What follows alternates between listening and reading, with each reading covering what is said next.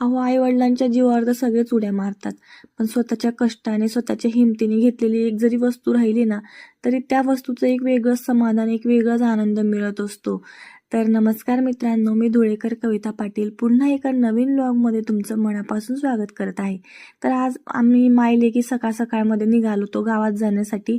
गावात म्हणजे आमचं थोडं काम होतं, पोस्टात पण काम होतं आणि त्यानंतर आम्हाला सोनार गल्लीमध्ये जायचं होतं.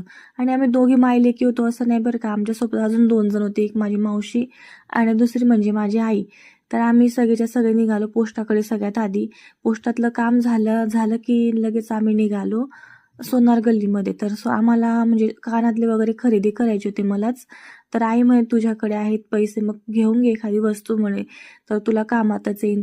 म्हटलं, "चला," म्हटलं, "सोनं पण फार महाग होत आहे." म्हणून मी तर छान असे कानातले घेऊन घेतले मी माझ्याच पैशांनी आणि ते एक वेगळंच समाधान असतं बरं का. वस्तू छोटी का असेना पण स्वतःच्या पैशांनी घेतलेली आहे, स्वतःच्या मेहनतीने घेतलेली आहे, ते एक वेगळंच समाधान असतं. त्यानंतर आहे तर आम्ही मम्मीचं थोडं काम होतं त्याच्यासाठी पुढे आलो. मम्मीने पण तिचं काम करून घेतलं सोनार गल्लीमध्येच आणि लगेच आम्ही निघालो बाहेर. तर मग आमची निरू तर डान्स करायला लागली कारण की तिला इथं पाणीपुरी दिसत होती. मग तिने पाणीपुरी खाण्याआधीच ना असा मस्त डान्स करून घेतला. तिचं म्हणणं होतं, "मम्मी मला थोडा डान्स करू दे आता पाणीपुरी खाण्याआधी, मग आपण पुढे जाऊयात." तर तिने पाणीपुरी खाल्ली, डान्स केला आणि त्यानंतर आम्ही घरी आलो. घरी आल्यानंतर संध्याकाळ झाली होती. मग आम्ही काय मस्त अशी तयारी करून घेतली मायलेकीनी कारण की आमच्या निरूच्या डोक्यावर दांड्याचं खूळ घुसलेलं आहे सध्या. तर ती म्हणे, "आज पण मला जायचंय." मग म्हटलं, "चल तुला आज पण मी घेऊन जाते दांडिया खेळायला."